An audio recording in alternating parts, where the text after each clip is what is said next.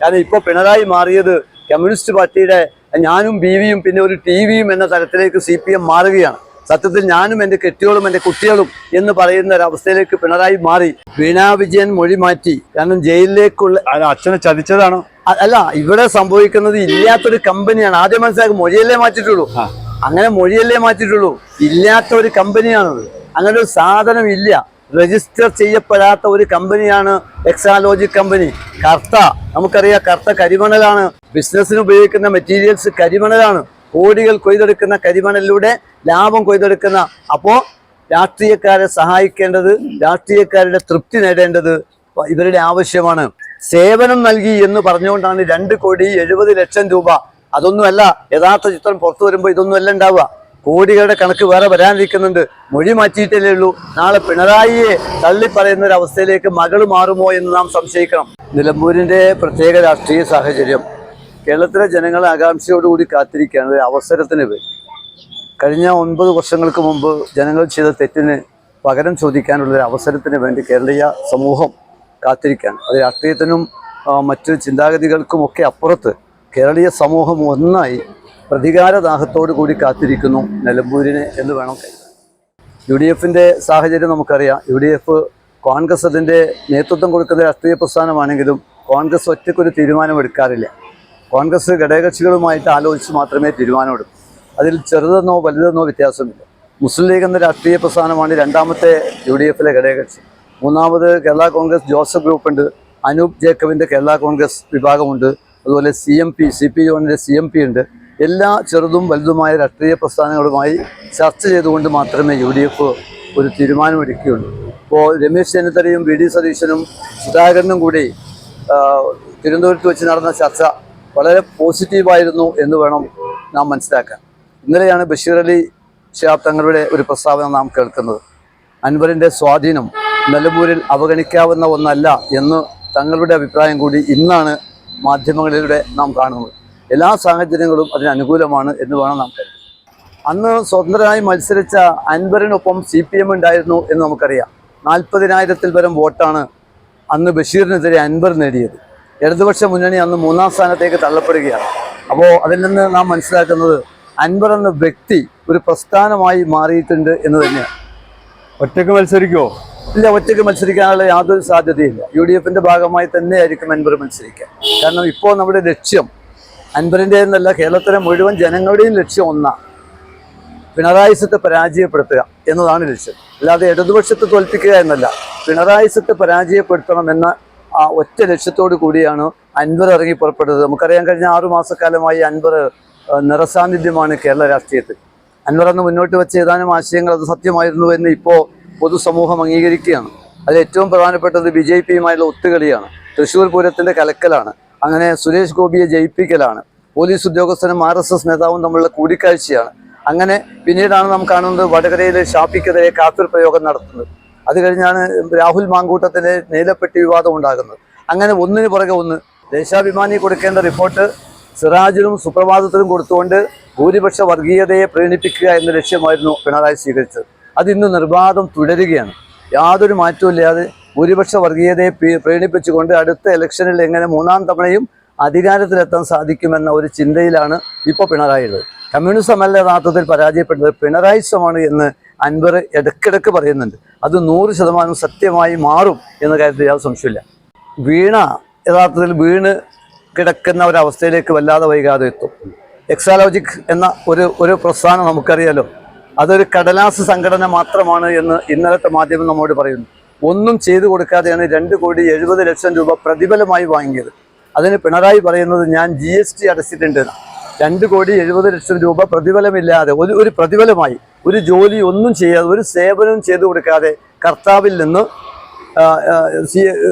പ്രതിഫലം വാങ്ങുന്നു. അതിന് പിണറായി ന്യായീകരിച്ചത് അതിന് ടാക്സ് അടച്ചിട്ടുണ്ട്, GST അടച്ചിട്ടുണ്ട് എന്ന. ഒന്നും ചെയ്യാതെ വാങ്ങിച്ച 2,70,00,000 രൂപയ്ക്ക് GST അടച്ചിട്ടുണ്ട് എന്ന വാദം ഉന്നയിക്കുകയാണ്. അതൊരു കമ്പനിയും മറ്റൊരു കമ്പനിയും തമ്മിലുള്ള ഉടമ്പടിയും ഇടപാടും മാത്രമാണെന്നാണ് പറയുന്നത്. അങ്ങനെ ഒരു ഉടമ്പടിയില്ല, ഒരു കമ്പനിയുമില്ല എന്നതാണ് സത്യം. TMC ഒറ്റയ്ക്ക് മത്സരിക്കുമോ അതോ? TMC ഒറ്റയ്ക്ക് മത്സരിക്കാനുള്ള ഒരു സാധ്യതയില്ല. കാരണം രമേശ് ചെന്നിത്തലയും VD സതീശനും സുധാകരനും കുഞ്ഞാലിക്കുട്ടി സാഹിബൊന്നും അത്ര ബുദ്ധിയില്ലാത്ത വിഭാഗമല്ല. അവർക്കറിയാം ഈ സാഹചര്യം എങ്ങനെ മുതലെടുക്കണമെന്ന്. 20,000-ന്റെയും 25,000-ന്റെയും ഇടയിൽ ഭൂരിപക്ഷത്തിന് ആരാണോ UDF നിലമ്പൂരിലെ സ്ഥാനാർത്ഥി അയാൾ ജയിക്കും. അത് കേവലം ഒരു കുറ്റിച്ചൂലാണ് സ്ഥാനാർത്ഥിയെങ്കിൽ പോലും 25,000 വോട്ടിന് ജയിക്കാവുന്ന ഒരു സാഹചര്യം ഇന്ന് കേരളത്തിൽ സംജാതമായി. അതിന് കാരണം കമ്മ്യൂണിസ്റ്റ് പ്രസ്ഥാനമാണ്. കമ്മ്യൂണിസ്റ്റ് പ്രസ്ഥാനം എന്ന് പറയാൻ നമുക്ക് ഒരു ആവേശമായിരുന്നു ഒരു കാലഘട്ടത്തിൽ. അധ്വാനിക്കുന്ന വർഗത്തിന്റെ പടത്തലവൻ എന്ന പേരിൽ അറിയപ്പെട്ടിരുന്ന നേതാവിന്റെ പേരാണ് AKG എന്ന AK ഗോപാലൻ. കമ്മ്യൂണിസ്റ്റ് പാർട്ടിക്ക് നമുക്കറിയാലോ, എല്ലാവരും 3 അക്ഷരത്തിൽ അറിയപ്പെടുന്നവരാ. PKV, AKG, EMS ഒക്കെ 3 അക്ഷരം. അതിൽ ഏറ്റവും ശുദ്ധനായ രാഷ്ട്രീയക്കാരനായിരുന്നു സത്യത്തിൽ AKG. പ്രതിപക്ഷ നേതാവായിരുന്നു അദ്ദേഹം. ഇന്ത്യയിലെ പ്രതിപക്ഷ നേതാവ് നെഹ്റു പ്രധാനമന്ത്രിയായപ്പോൾ ഇന്ത്യയിലെ പ്രതിപക്ഷ നേതാവ് AKG ആയിരുന്ന ഒരു കാലത്ത്. ആ കമ്മ്യൂണിസ്റ്റ് പ്രസ്ഥാനമാണ് ഇന്ന് ഈ രീതിയിലേക്ക് 4 MP-മാര് 2 കടന്നുപോയത് തമിഴ്നാട്ടിൽ നിന്നാണ്. തമിഴ്നാട്ടിൽ സ്റ്റാലിന്റെയും കോൺഗ്രസിന്റെയും പിന്നോടുകൂടിയാണ്. ഒരാൾ രാജസ്ഥാനിൽ നിന്നാണ് വരുന്നത്. കോൺഗ്രസ് സ്ഥിരമായി ജയിക്കുന്ന ഒരു സീറ്റിൽ നിന്നാണ് രാജസ്ഥാനിൽ ഒരാൾ ജയിച്ചു കയറിയത്. ആകെ ഇന്ത്യൻ പാർലമെന്റിൽ ഒരു MP-യാണ് നമ്മുടെ രാധാകൃഷ്ണനാണ് യഥാർത്ഥത്തിൽ കമ്മ്യൂണിസ്റ്റ് പാർട്ടിയുടെ MP ആയിട്ടുള്ളത്. ബാക്കിയൊക്കെ ഇന്ത്യ മുന്നണിയുടെ ഭാഗമാണ്. ആ അവസ്ഥയിലേക്ക് കമ്മ്യൂണിസ്റ്റ് പാർട്ടി തരം താഴ്ന്നപ്പോൾ നമുക്കറിയാം പിണറായിസമാണ് അതിന് കാരണം. നമുക്കറിയാം എക്കാലത്തും 25 കൊല്ലം പുറകിലാണ് ആ പ്രസ്ഥാനം ചിന്തിക്കുക. നമുക്കറിയാം ജവഹർലാൽ നെഹ്റു 47-ൽ അധികാരത്തിൽ വന്നപ്പോൾ 40 കോടി ജനങ്ങളാണ് ഇന്ത്യ രാജ്യത്ത്. ഉടുതുണിക്ക് മറുതുണിയില്ലാത്ത രാജ്യമായിരുന്നു അത്. ഒരുപടി മണ്ണ് മാത്രമാണ് അന്ന് പണ്ഡിറ്റ് ജവഹർലാൽ നെഹ്റുവിന്റെ കരങ്ങളിലേക്ക് എത്തിപ്പെട്ടത്. ആ ജനങ്ങളെ പരിപോഷിപ്പിക്കാൻ, പോറ്റി വളർത്താൻ ആദ്യമായി നെഹ്റു പറഞ്ഞൊരു വാചകം ഞാൻ ഓർക്കുകയാണ്, അഭിമാനത്തോടു കൂടി ഞാൻ ഓർക്കുക. ഞാനിതാ എല്ലാ വിഭാഗം ജനങ്ങൾക്കും ആരാധിക്കാൻ ഇതാ ഒരു ക്ഷേത്രം പണിയുന്നു എന്ന. ഏതാണ് ആ ക്ഷേത്രം? അത് ബക്രാനങ്കര അണക്കെട്ടായിരുന്നു. അണക്കെട്ടിനെ അദ്ദേഹം ക്ഷേത്രം എന്നാണ് വിശേഷിപ്പിച്ചത്. മതത്തിനപ്പുറത്ത്, ജാതിക്കപ്പുറത്ത് മുഴുവൻ ജനങ്ങൾക്കും ആരാധിക്കാൻ, ആരാധന എന്ന് പറയുന്നത് കാർഷിക മേഖലയാണ്. അങ്ങനെ കൊണ്ടുവന്ന ഒരു ബക്രാനങ്കൽ, ഹിറാക്കുഡ് പദ്ധതി, അങ്ങനെ ഒരുപാട് പദ്ധതികൾ, കനാലുകൾ കൊണ്ടുവന്ന് ഇന്ത്യയുടെ കാർഷിക മേഖല മെച്ചപ്പെടുത്താൻ ശ്രമിച്ചപ്പോൾ നെഹ്റുവാണ് ആദ്യമായി ട്രാക്ടർ കൊണ്ടുവരുന്നത്. ഞാൻ കമ്മ്യൂണിസ്റ്റ് പാർട്ടിയുടെ ആ പഴയ കാലഘട്ടം ഒന്ന് ഓർത്തെടുക്കുകയാണ്. കന്നുകൂട്ടും തൊഴിലാളികളുടെ കഞ്ഞുമുടക്കിയ സർക്കാരെ പകരം ഞങ്ങൾ ചോദിക്കുമെന്ന മുദ്രാവാക്യം അന്ന് ഉയർത്തിയതാണ്. ആ കാലഘട്ടം കഴിഞ്ഞ് ട്രാക്ടർ വന്നു. മണ്ണുത്തി സർവകലാശാല പോലുള്ള കാർഷിക സർവകലാശാലയിൽ ഗവേഷണം നടത്തിക്കൊണ്ട് പുതിയ വിത്തുണ്ടാക്കി. 6 മാസം കൊണ്ട് കൊയ്തെടുക്കുന്ന നെല്ലിന് പകരം 2.5 മാസം കൊണ്ട് കൊയ്തെടുക്കുന്ന നെല്ലുണ്ടാക്കിയപ്പോൾ അന്ന് കമ്മ്യൂണിസ്റ്റുകാർ വിളിച്ച മുദ്രാവാക്യം ഞാൻ ഓർക്കുന്നു. അശ്വതി ഭരണി 5-6 വിത്തുകൾ എന്തുണ്ടായിട്ടെന്താ, രാസവളങ്ങൾ കിട്ടാനില്ല എന്നായിരുന്നു മുദ്രാവാക്യം. പിന്നെയാണ് പിമ്പ്രിയിലും സിന്ദ്രിയിലും ആലുവയിലും ഒക്കെ രാസവള ഫാക്ടറികൾ ഉണ്ടാക്കുന്നത്. അതൊക്കെ അതിനെ എതിർത്ത് കമ്മ്യൂണിസ്റ്റ് പാർട്ടിയാണ് രാജീവ് ഗാന്ധി കമ്പ്യൂട്ടർ കൊണ്ടുവന്നപ്പോൾ ആ കമ്പ്യൂട്ടറിനെ എതിർത്ത് പിണറായിയെ മദ്രാസിൽ വെച്ച് പിടിച്ച ഒരു സാഹചര്യം ഉണ്ടായി. ഒരു ലാപ്ടോപ്പ് ആയിരുന്നു കയ്യിലുണ്ടായിരുന്നത്. അപ്പോൾ പരസ്യമായി കമ്പ്യൂട്ടറിനെ എതിർക്കുന്നു. മക്കൾക്ക് കമ്പ്യൂട്ടർ വേണം, അതുപോലെ മക്കളൊക്കെ ഉന്നത പഠനം നടത്തുന്നു, വിദേശത്ത് പഠിക്കുന്നു. ഇതാണ് ആ പ്രസ്ഥാനം. ഭരണത്തിലുണ്ടാവും ആ പാർട്ടിക്ക് ഒരു പ്രത്യേകത ഉണ്ട്. അത് ലീഗല്ല, അത് കോൺഗ്രസ് അല്ല, അത് അങ്ങനെ ഒരു സ്വഭാവമുള്ള പാർട്ടിയാണ്. പെട്ടെന്നൊന്നും അതിൽ നിന്ന് ഇലകൾ കൊഴിയില്ല. നല്ലോണം മൂത്ത് പഴുത്തെങ്കിൽ മാത്രമേ ഇലകൾ കൊഴിയുള്ളൂ. ഈ അവസ്ഥ ലീഗിലോ കോൺഗ്രസിലോ ഒക്കെ ആയിരുന്നുവെങ്കിൽ ഒരുപാട് അവാന്തര വിഭാഗങ്ങൾ ഉണ്ടാകുമായിരുന്നു. പക്ഷേ നമുക്കറിയാലോ, നിലമ്പൂരിലെ സുഗു ഏരിയ കമ്മിറ്റി സെക്രട്ടറി ആയിരുന്നല്ലോ, പഞ്ചായത്ത് പ്രസിഡന്റ് ആയിരുന്നല്ലോ, ശക്തനായ നേതാവായിരുന്നല്ലോ സുഗു. ആ സുഗു ഇന്നിപ്പോൾ എവിടെയാ? അൻവറിന്റെ കൂടെയാണ്. അതുപോലെ ചുങ്കത്തറ പഞ്ചായത്ത് അൻവർ മറിച്ചിട്ടത് CPM-ന്റെ മെമ്പർ ഉപയോഗിച്ചാണ്. പനമരം പഞ്ചായത്ത് UDF നേടിക്കൊടുത്തത് അൻവറിന്റെ സ്വാധീനമാണ്. അങ്ങനെ ഒരു ഘട്ടമായി അത് സംഭവിക്കും.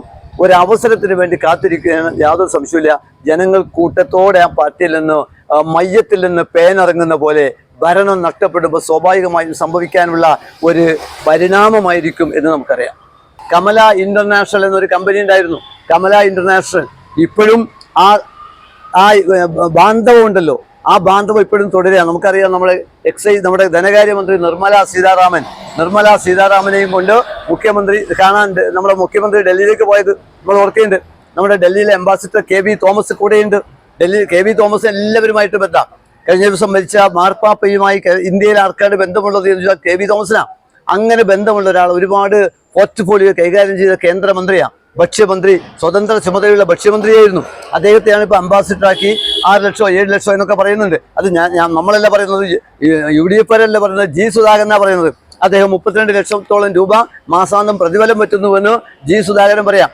അദ്ദേഹത്തെ കൂട്ടി ആർലേക്കറേയും കൂട്ടി. നമുക്കറിയാം, ആർലേക്കർ ആരിഫ് മുഹമ്മദ് ഖാനെ പറഞ്ഞു വിട്ട ശേഷം വന്ന ആർലേക്കറിന്റെ പേര് 6-ൽ നിന്ന് തന്നെയാണ് തുടങ്ങുന്നത്. അദ്ദേഹം RSSന്റെ സഹയാത്രികനായിരുന്നു. കാര്യം എന്തൊക്കെ പറഞ്ഞാലും നമ്മുടെ ആരിഫ് മുഹമ്മദ് ഖാൻ RSS അല്ല, BJP അല്ല. അദ്ദേഹം കോൺഗ്രസിൽ മന്ത്രിയായുള്ള, രമേശ് ചെന്നിത്തലയുടെ കൂടെ മന്ത്രിയായുള്ള അദ്ദേഹം അതിൽ നിന്ന് പോവുക.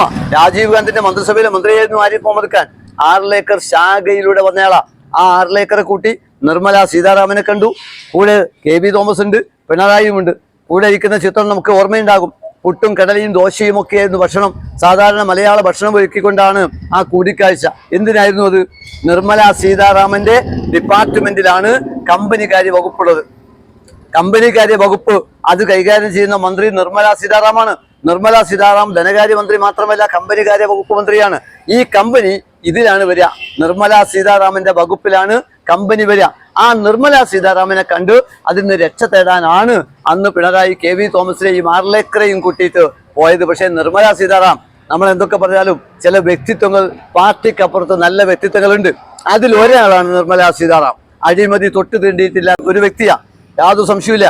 ഉന്നത വിദ്യാഭ്യാസമുള്ള ഒരു സ്ത്രീയാണ്. മൻമോഹൻ സിംഗിനെ എങ്ങനെയാണോ നമ്മളെ നരസിംഹറാവു മന്ത്രിയാക്കി, ധനകാര്യ മന്ത്രിയാക്കി കൊണ്ടുവന്നത്, അതുപോലെ BJP അല്ലാത്ത ഒരാൾ മന്ത്രിയാക്കി കൊണ്ടുവന്നതാണ് നിർമ്മല സീതാരാമനെ. ആ സ്ത്രീയെ കാണാനാ പോയത്. 35 ലക്ഷം രൂപ വിലയുള്ള ഒരു ഇന്നോവ കറുത്ത കാറിലാണ് നമ്മുടെ മുഖ്യമന്ത്രി വന്നിറങ്ങിയത്. ആൾട്ടോ കാറിൽ ആ കേന്ദ്രമന്ത്രി വന്നിറങ്ങി, ചായ കുടിച്ചു, ദോശ കഴിച്ചു, പുട്ടും കടലയും കഴിച്ചു, കേരളത്തിന്റെ ഭക്ഷണത്തെക്കുറിച്ച് നന്നായിട്ട് പുകഴ്ത്തി സംസാരിച്ചു. അവിടെ വെച്ച് റിക്വസ്റ്റ് നടത്തി. പക്ഷേ നിർമ്മല സീതാറാം മാന്യമായ കുലീനത്വമുള്ള തറവാട്ടിൽ പിറന്ന BJP ആണ് എന്നതുകൊണ്ട് നമുക്ക് അങ്ങനെ ഒരാളെ വിമർശിക്കാൻ വയ്യ. 4ാം വാർഷികം ആഘോഷിക്കുമ്പോൾ റോഡ് ഉണ്ടാക്കി എന്നാ പറയുന്നത്. മറ്റൊന്നും പറയാനില്ല, ഒന്നും പറയാനില്ല. പെൻഷൻ പറയുന്നില്ല, റേഷൻ പറയുന്നില്ല, ഗവൺമെന്റ് ജീവനക്കാരുടെ ശമ്പളം, കുടിശ്ശിക, DA ഒന്നും പറയാനില്ല. അവസാനം ഇപ്പൊ പറയുന്നത് റോഡ് ഉണ്ടാക്കി എന്ന. പിണറായിയുടെ പ്രസംഗം കേട്ടാൽ തോന്നും റോഡ് കേരളത്തിൽ അവസാനിക്കുന്നു എന്ന്. കാസർകോട്ട് ആരംഭിച്ച റോഡ് അനന്തപുരിയിൽ അവസാനിക്കുന്നു എന്നാ തോന്നുക. ആ റോഡ് അങ്ങനെ പോവുക, അത് ഡൽഹി വരെ മുട്ടും. ഇത് ആരംഭിച്ചത് കിഫ്ബിയാണ്. കിഫ്ബി ഒരു കേന്ദ്ര പദ്ധതിയാണ്. ആ പദ്ധതി കൊണ്ടുവന്നത് നമ്മുടെ ഗഡ്കരിയാണ്. ഗഡ്കരിക്ക് ആയിരക്കണക്കിന് ട്രക്കുകൾ ഇന്ത്യയിൽ ഓടാനുണ്ട് എന്ന് നമ്മൾ മനസ്സിലാക്കണം. ഏറ്റവും കൂടുതൽ വാഹനം ഓടുന്ന ഏറ്റവും വലിയ വാഹനത്തിന്റെ ഉടമയാണ് ഗതാഗത വകുപ്പ് മന്ത്രി ഗഡ്കരി. അദ്ദേഹമാണ് റോഡ് വികസനത്തിന്റെ പിന്നിൽ. അത് BJPക്കാർ ആഘോഷിച്ചാലും ഒരു തെറ്റൊന്നും ഞാൻ പറയുന്നില്ല.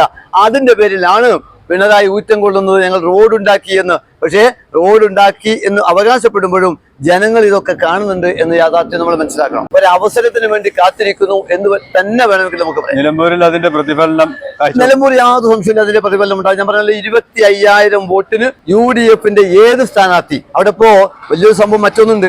UDFന്റെ സ്ഥാനാർത്ഥി ആരാണെന്ന് കാത്തിരിക്കുന്നു ഇടതുപക്ഷം. അതാരാണെന്ന് അറിഞ്ഞിട്ട് വേണം LDFന്റെ സ്ഥാനാർത്ഥിയെ കണ്ടെത്താൻ. ഒരാളെ അവർ ലിസ്റ്റിൽ വെച്ചത് ആലിപ്പറ്റ ജമീലയാ. ഇടതുപക്ഷത്തിന്റെ ലിസ്റ്റിലുള്ള ഒരു സ്ഥാനാർത്ഥി ആലിപ്പറ്റ ജമീലയാ. നോക്കണം നിങ്ങൾ. KPCCയുടെ ജനറൽ സെക്രട്ടറിയായ ആലിപ്പറ്റ ജമീലയെ ഇടതുപക്ഷത്തിന്റെ സ്ഥാനാർത്ഥിയാക്കി പാലക്കാട് പോലെ ഒരു സരിനം ഉണ്ടാക്കാൻ സാധിക്കുമോ? രണ്ടാമത് കേൾക്കുന്നത് നമ്മുടെ ആര്യടൻ ഷൗക്കത്തിന്റെ പേരാ. ഇവിടെ നിന്ന് സീറ്റ് നിഷേധിക്കപ്പെട്ട് ആശ നശിച്ച് നിരാശനായി മാറുമ്പോൾ അവിടെ സ്ഥാനാർത്ഥിയാക്കാൻ പറ്റുമോ എന്നാണ് നോക്കുന്നത്. ഒരാളെ സ്ഥാനാർത്ഥിയാക്കി അന്വേഷിക്കാൻ സാധിക്കുന്നില്ല. ഷറഫ് അലിയാണ് പിന്നെ കണ്ടത്. ഷറഫ് അലി, ഫുട്ബോൾ താരം. അങ്ങനെ പല പേരുകളും പറഞ്ഞു കേൾക്കുന്നു. എം സ്വരാജ് നിൽക്കില്ല. എം സ്വരാജിന്റെ നാട്ടിലുള്ള സ്വാധീനം അത്ര വലുതാ. നാട്ടില് നല്ല പ്രാസംഗികന, ചാനൽ ചർച്ചയിൽ അതിഗംഭീരമായി കാര്യങ്ങൾ പ്രസന്റ് ചെയ്യും. പക്ഷെ സ്വന്തം നാട്ടില് ഒരാളെ കിട്ടാത്ത ഒരു നേതാവിന്റെ പേരാണ് എം സ്വരാജ്. അത് തൃപ്പൂണിത്തുറയിൽ 1000 വോട്ടിന് അന്ന് ബാബുവിനെതിരെയുള്ള വികാരം മുതലാക്കിക്കൊണ്ട് ജയിക്കാൻ സാധിച്ചു എന്നത് സത്യമാണ്. സ്വരാജ് അവിടേക്ക് വരില്ല, യാതൊരു സംശയമില്ല. പണമുള്ളവർക്ക് സ്ഥാനവും മാനവും നൽകുന്ന പ്രസ്ഥാനമായി BJPയും CPM ഒക്കെ മാറിക്കഴിഞ്ഞു. ഞാൻ പറഞ്ഞല്ലോ, അധ്വാനിക്കുന്ന തൊഴിലാളി വർഗത്തിന്റെ പ്രസ്ഥാനം. ഇന്ന് CPMന്റെ AKG സെന്റർ ഉദ്ഘാടനം ചെയ്യപ്പെടുകയാണ്. ആ AKG സെന്ററിന്റെ സൗകര്യങ്ങളൊന്ന് അന്വേഷിക്കേണ്ടതുണ്ട്. എത്ര നിലയാണ് ആ ബിൽഡിംഗ് എന്ന് അന്വേഷിക്കേണ്ടതുണ്ട്. അതിൽ ആധുനിക സൗകര്യങ്ങളാണ്, സ്വിമ്മിംഗ് പൂൾ അടക്കമുള്ള ആധുനിക സൗകര്യങ്ങളോടുകൂടി എത്ര നിലയിലാണ് ആ ബിൽഡിംഗ് എന്ന് കമ്മ്യൂണിസ്റ്റുകാർക്ക് അറിയോ എന്ന് എനിക്ക് അറിഞ്ഞുകൂടാ. ഒരു കാലത്ത് അധ്വാനിക്കുന്ന തൊഴിലാളി വർഗം കാപ്പി കുടിക്കാൻ കമ്മ്യൂണിസ്റ്റ് പാർട്ടി ഒരു കാലത്ത് തയ്യാറായിരുന്നില്ല. കാരണം കമ്മ്യൂണിസ്റ്റ് പാർട്ടിയുടെ നയങ്ങൾ അങ്ങനെയാണ്. കേന്ദ്ര കമ്മിറ്റി അംഗം സംസ്ഥാന കമ്മിറ്റി അംഗങ്ങൾക്ക് ക്ലാസ് കൊടുക്കും. അതിന് റിപ്പോർട്ടിംഗ് എന്നാണ് കമ്മ്യൂണിസ്റ്റ് പ്രസ്ഥാനത്ത് പറയാം. സംസ്ഥാന കമ്മിറ്റി അംഗങ്ങൾ ജില്ലാ കമ്മിറ്റി അംഗങ്ങൾക്ക് റിപ്പോർട്ടിംഗ് നൽകും. ജില്ലാ കമ്മിറ്റി അംഗങ്ങൾ ഏരിയ കമ്മിറ്റിയിലേക്കും ഏരിയ കമ്മിറ്റി ലോക്കൽ കമ്മിറ്റിയിലേക്കും റിപ്പോർട്ട് നൽകും. ഈ റിപ്പോർട്ടൊക്കെ ഒന്ന് തന്നെയാണ്. ലോക്കൽ കമ്മിറ്റി അത് ബ്രാഞ്ചിലേക്ക് നൽകും. ബ്രാഞ്ച് കമ്മിറ്റി അംഗങ്ങളായിരിക്കും അത് സാധാരണ ജനങ്ങളിലേക്ക് എത്തിക്കുക. എന്താണ് ഈ നൽകുന്നത്? ഒരേ സന്ദേശം, ഒരേ കാര്യം. ഇത് മാത്രമേ പറയാൻ പാടുള്ളൂ. നീ കാണുന്നത്, സോഷ്യൽ മീഡിയയിൽ കാണുന്നത്, പത്രമാധ്യമങ്ങളിൽ കാണുന്നത്, ദൃശ്യമാധ്യമങ്ങളിൽ കാണുന്നത് ഒന്നും കമ്മ്യൂണിസ്റ്റ് പാർട്ടിക്ക് വിഷയമല്ല. എന്താണോ പറഞ്ഞു പഠിപ്പിച്ചത്, തത്ത പോലെ ഒരു തത്തയെ കൊണ്ട് നമുക്ക് എന്തൊക്കെ ചെയ്യാൻ പറയിപ്പിക്കാൻ സാധിക്കും, അതുപോലെ കമ്മ്യൂണിസ്റ്റ് പാർട്ടിയിലെ അംഗങ്ങൾ ഒരു തത്തയെ പോലെ ആയിക്കഴിഞ്ഞു. ആ റിപ്പോർട്ടിംഗ് അങ്ങനെ നടന്നുകൊണ്ടിരിക്കും. രാജീവ് ചന്ദ്രശേഖരൻ ഏഷ്യാനെറ്റിന്റെ ഉടമയാണ്. ഏഷ്യാനെറ്റ് എന്ന ചാനലിന്റെ ഉടമയാണ് രാജീവ് ചന്ദ്രശേഖരൻ. അദ്ദേഹത്തിന് മലയാളം മാന്യമായി സംസാരിക്കാൻ അറിയില്ല. അത് അദ്ദേഹത്തിന്റെ കുറ്റമല്ല. ശശി തരൂരായിരുന്നു നമ്മൾ കണ്ട മലയാളം അറിയില്ല എന്ന് പറഞ്ഞയാള്. പക്ഷെ ശശി തരൂര് ഭംഗിയായി മലയാളം സംസാരിക്കുന്നുണ്ട്. ഈ രാജീവ് ചന്ദ്രശേഖരന് മലയാളം എഴുതാൻ അറിയില്ല, സംസാരിക്കാൻ അറിയില്ല. അദ്ദേഹം ഇന്നലെ പറയുന്നത് എനിക്ക് മുണ്ടുടുക്കാൻ അറിയാമെന്ന്. അദ്ദേഹത്തിന്റെ ക്വാളിഫിക്കേഷനായിട്ട് അദ്ദേഹം പറയുന്നത് എനിക്ക് മുണ്ടുടുക്കാൻ അറിയാം, അതുപോലെ മലയാളവും ഞാൻ പറയും എന്ന് രാജീവ് ചന്ദ്രശേഖരൻ പറയാണ്. ഇത് തന്നെയാണ്, അതുകൊണ്ടാണ് നമ്മൾ ഇതിനെ CJP എന്ന് കമ്മ്യൂണിസ്റ്റ് പാർട്ടിയെ വിളിക്കേണ്ടി വരുന്നത്. ക്യാപിറ്റലിസ്റ്റിക് അല്ലെങ്കിൽ കമ്മ്യൂണൽ പാർട്ടി എന്ന് വിളിക്കേണ്ടി വരിക. ഇന്നിപ്പോൾ CPM അറിയപ്പെടുന്നത് CJP എന്ന പേര് തന്നെയാണ്. കമ്മ്യൂണൽ ജനതാ പാർട്ടിയായിട്ട് BJP മാറി, കമ്മ്യൂണിസ്റ്റ് ജനതാ പാർട്ടിയായിട്ട് BJP മാറി. ഒക്കെ ഈ വർഗീയതയെ താലോലിക്കുന്ന പ്രേരിപ്പിക്കുന്ന ഒരു അവസ്ഥയിലേക്ക് മാറി. അപ്പോൾ രാജീവ് ചന്ദ്രശേഖർ ഒന്നും ഒരു അത്ഭുതവും സംഭവിക്കില്ല, കേരളത്തിൽ ഉണ്ടാക്കാൻ സാധിക്കില്ല. പക്ഷേ തൃശ്ശൂർ സംഭവിച്ചത് CPM-ഉം നേതാക്കളും പോലീസ് ഉദ്യോഗസ്ഥരും തമ്മിൽ നടത്തിയ ഒരു ഒത്തുകളിയുടെ ഭാഗം. 1.5 കോടി 2 കോടിയോളം രൂപ മുടക്കി ഒരു ബസ് അലങ്കരിച്ച് കാസർകോട്ട് നിന്നും തിരുവനന്തപുരത്തേക്ക് ഒരു ജാഥ നടത്തി. 21 മന്ത്രിമാർ ആ ബസ്സിനകത്തുണ്ടായിരുന്നു. മുഖ്യമന്ത്രി ഉണ്ടായിരുന്നു. ലിഫ്റ്റ് അടക്കം ഉണ്ടായിരുന്ന ഒരു ബസ്സാണ്. ആ ബസ് ഓരോ പ്രദേശത്തും ഓരോ മണ്ഡലത്തിലും എത്തി ആ ജനങ്ങളുടെ പ്രശ്നങ്ങൾ നേരിട്ട് കേൾക്കാനും പരിഹാരം കാണാനുമാണെന്നാണ് പറഞ്ഞത്. കൊണ്ടോട്ടിയിൽ നീറാട്ടുള്ള ഒരുപാട് ആളുകൾ കൊണ്ടോട്ടിയിൽ പോയിരുന്നു. അവരുടെ പ്രശ്നങ്ങൾക്ക് പരിഹാരം നേടിക്കൊണ്ട് എത്ര പേർക്ക് പരിഹാരം ഉണ്ടായി എന്ന് നീറാട്ട് അന്വേഷിച്ചാൽ മനസ്സിലാവും. എൻ്റെ നാട്ടിൻ്റെ അവസ്ഥ ഞാൻ പറയുന്നത്. ഓരോ രാജ്യത്തും ഓരോ പ്രദേശങ്ങളിലും പക്ഷെ ഒന്നും നടന്നില്ല എന്ന് മാത്രമല്ല, ഇപ്പോൾ നടക്കാൻ പോകുന്ന ഒരു ദൂത്തുകൂടെ നമുക്ക് ജനങ്ങളുടെ മുമ്പിലേക്ക് എത്തിക്കേണ്ടതുണ്ട്. 4ാം വാർഷികം തുടങ്ങിക്കഴിഞ്ഞു. കാഞ്ഞങ്ങാട് ആരംഭിച്ചു കഴിഞ്ഞു സമ്മേളനം. 4ാം വാർഷികത്തിൽ ചെലവഴിക്കുന്ന തുക 95 കോടി രൂപയാണ്. 6 ലക്ഷം കോടി രൂപ കേരളം ഇന്ന് കടത്തിലാണ്. 6 ലക്ഷം കോടി രൂപ കേരളം, ജനിക്കാനിരിക്കുന്ന കുഞ്ഞു പോലും ലക്ഷക്കണക്കിന് രൂപ കടത്തിലാണ് കേരളത്തിൽ.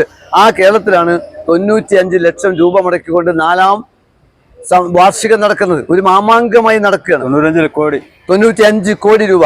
ആശാ വർക്കർമാർക്ക് 232 രൂപയാണ് കിട്ടുന്നത്. അവർക്ക് ഒരു 50 രൂപ വെച്ചു കൊടുക്കാൻ സാധിച്ചിട്ടില്ല. അതേസമയത്ത് PSC അംഗങ്ങളുടെ ശമ്പളം 4 ലക്ഷമാക്കി മാറ്റുകയാണ്. PSC അംഗങ്ങൾ 21 പേരുണ്ട്. എല്ലാവരും ഇടതുപക്ഷക്കാരാണ്. UDF-ൽ നിന്ന് ഒരാൾ പോലും അതിനകത്തില്ല. ആ 21 ആളുകൾക്ക് 4 ലക്ഷം രൂപ വീതം, ചെയർമാൻ ഉൾപ്പെടെ 4 ലക്ഷം രൂപ ശമ്പളം വാങ്ങുന്നു. ആശാ വർക്കർമാർ ചോദിച്ച ശമ്പളം 50 രൂപ കൂട്ടിക്കൊടുക്കാൻ 232 നിന്ന് സാധിച്ചില്ല. അതാണ് ആശാ വർക്കർമാർ. അതുപോലെ CPO-മാർ, വനിതാ ഹെഡ് കോൺസ്റ്റബിൾ, റാങ്ക് ലിസ്റ്റിലുള്ള സ്ത്രീകൾ അവിടെ സമരം നടത്തി. അവസാനം റീത്ത് വെച്ചുകൊണ്ട് അവർ പടിയിറങ്ങിപ്പോയി. അവരെ തിരിഞ്ഞു നോക്കിയില്ല. അപ്പോഴൊക്കെ നമ്മുടെ ഗോവിന്ദ മാഷ് പറയുന്നത് ഒരു പ്രത്യേക ശൈലിയാണ്. കാരണം ഇത് പഠിച്ചു വെച്ചതാണ്. ആ പഠിച്ചത് അങ്ങനെ പാടിക്കൊണ്ടിരിക്കും. അതാരാ? അരാഷ്ട്രീയവാദികളാണ്, അരക്ഷിതവാദികളാണ്, ജമാഅത്തെ ഇസ്ലാമിയാണ്, STP ആണ്, SUCI ആണ്. ഇവരാണ് ആ സമരത്തിന്റെ പിന്നിലെന്ന. ഇവർക്ക് ഇല്ലാത്ത വലിപ്പം ഉണ്ടാക്കി കൊടുത്തുകൊണ്ട് STPക്ക് ഇല്ലാത്ത വലിപ്പം STPക്ക് ഉണ്ടാക്കുന്നു, ജമാഅത്തെ ഇസ്ലാമിക്ക് ഇല്ലാത്ത വലിപ്പം അവർക്കുണ്ടാക്കി ചാർത്തി കൊടുത്തുകൊണ്ട് അങ്ങനെ പോവാ.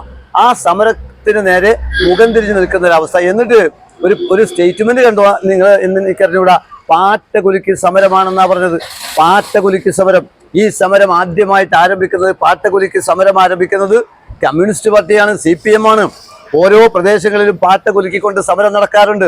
ആ പാട്ട കുലുക്കി സമരം ആരംഭിച്ചത് കമ്മ്യൂണിസ്റ്റ് പാർട്ടിയാണ്. ഇന്നത് ആശാ വർക്കർമാരെ സമരത്തെ പാട്ട കുലുക്കി സമരം എന്ന് പരിഹസിക്കുന്ന MP ഗോവിന്ദ മാഷ് എവിടെയാണ് എന്ന് നമുക്ക് അറിഞ്ഞുകൂടാ. അതൊക്കെ അറിയാനിരിക്കുന്നേ ഉള്ളൂ. തെരഞ്ഞെടുപ്പ് കഴിയുമ്പോൾ എല്ലാ കാര്യം വ്യക്തമാവും, യാതൊരു സംശയം വേണ്ട.